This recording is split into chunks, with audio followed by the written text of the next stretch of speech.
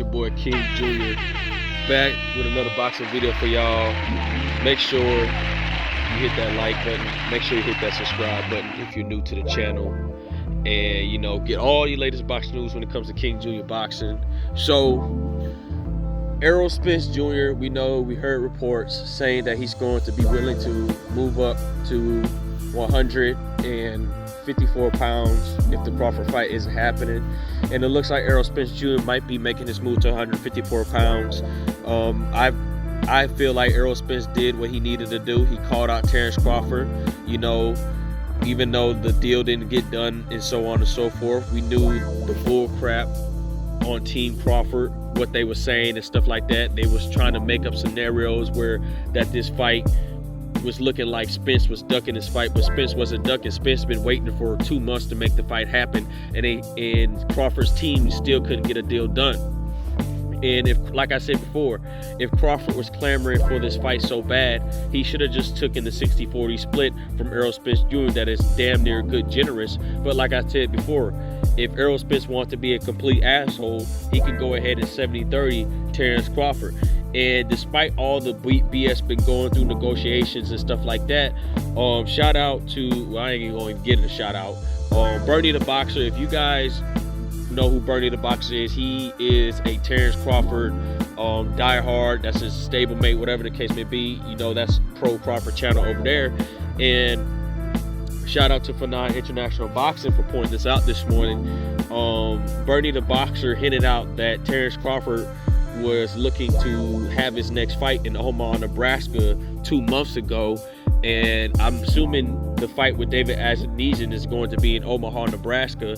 So they clearly was bypassing Spence. Well, even though I wouldn't say bypass Spence, they just, you know, if all else fails, they're going to look at David Azagnesian. And this is just another opponent that is a B- to B+ fighter, even though he's been on a 6 knockout streak and stuff like that. Terrence Crawford has not stepped up level in competition. A lot of people would like to see Terrence Crawford fight Virgil Ortiz Jr. Now, a lot of people was questionable that Terrence Crawford was calling Canelo Alvarez duck and stuff like that. He's ducking so on and so forth. But if you look at Terrence Crawford's resume and stuff like that, Terrence Crawford ducks, you know, certain type of fighters as well. And when Virgil Ortiz called Terrence Crawford out, he just laughed at him. And even though Virgil Ortiz knocked out Egis Kavaliakis, Terrence Crawford was looking past Virgil Ortiz, and after he did knock him out, Terrence Crawford didn't want no interest in fighting Virgil Ortiz, which I think Terrence Crawford would beat Virgil Ortiz. But, you know, you showed no desire to fight the up-and-coming fighters. They're looking to take your spot. You want to prove that you're still the top dog at the welterweight division. Why not go ahead and fight a Virgil Ortiz Jr. and so on and so forth like that? And, you know, with the crazy stuff that goes on into the sport of boxing today, it's just simply ridiculous. I'm still really shocked that they couldn't get a deal done. And like I said before, I made a short video earlier today that they couldn't even, well, Terrence Crawford's team was basically, his attorneys was making changes and so on and so forth. And I would like to know, what was all these changes that they was making? Was it purse split? Was it term sheets? What is it anything that does ring size? Just a little bit of details, because it's ridiculous. Well, the point I had was the money.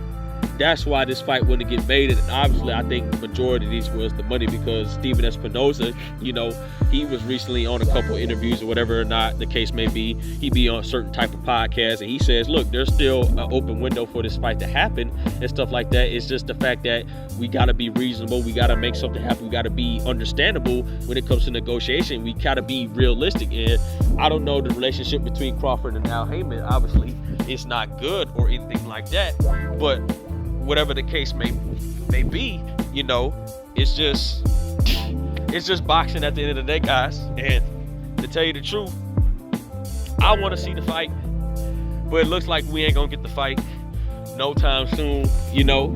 And also, I want to point this out as well. I'm not gonna keep this video too long, because I still got to do a little bit more research, deep diving into the scenario why this fight hasn't happened. Now, I've been listening why the fight hasn't happened. It's just been a lot of BS, and I just couldn't simply keep up with all the drama between the negotiations and stuff like that. But from what I'm hearing, it sounds like Team Crawford really wasn't trying to not push for this fight. And so now everybody is considered Terrence Crawford the duck, which I think he is ducking Errol Spence Jr. at this point, because look, even let's say the deal is crappy as it could be. If you got a rematch clause, that means that Errol Spence would have to take the same split that you took. So if you beat Errol Spence, you're going to get a 70-30 split. Okay? It's just that simple. But they just don't look at it like that and stuff like that. It was something that I was reading earlier about no purse guarantees for Crawford. So it might have just been little stuff that the fight like that might persuade Team Crawford's like, nah, we ain't gonna fool with this and stuff like that.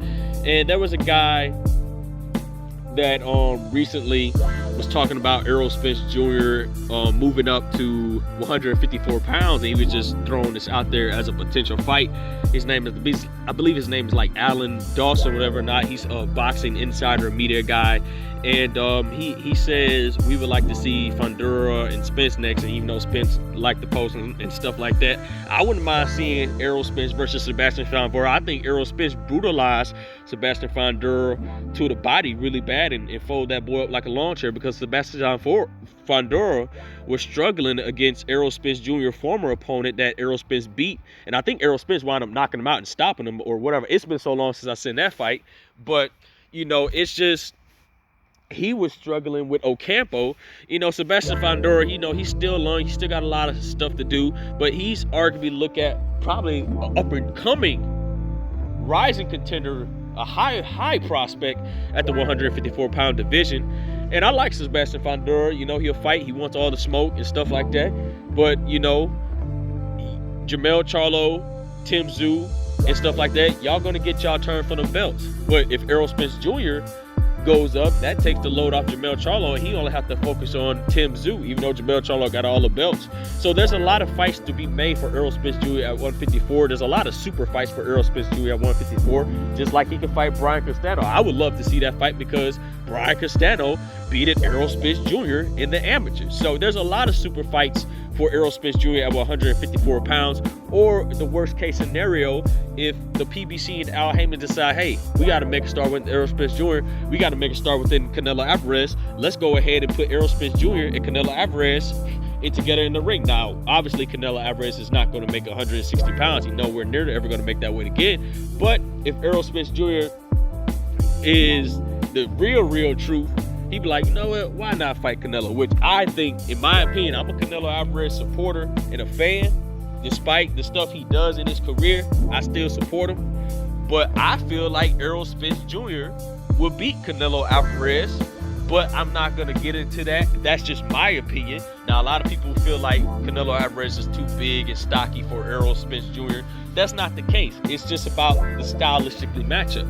But, you know, Alan Dawson did bring up that point that, you know, it could, well, just a thrower out there, if Errol does move to 54, just be looking to fight Sebastian Fundura. That's just a name thrown out there. So shout out to that guy as well. I don't know who he is, but he was just throwing a fight out there, and it would make for an interesting fight. So with all the bull crap between Terrence Crawford and Errol Spence Jr. negotiations, I just don't want to get into it right now. If something more interesting coming up with these negotiations, whatever the case may be, I will deep sea dive into a little bit more.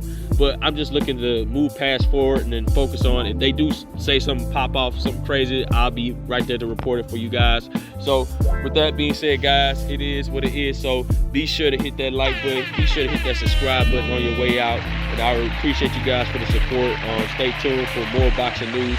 This is your boy King Jr. We will be back with some more boxing news coming soon. So I'm out of here, y'all. Peace.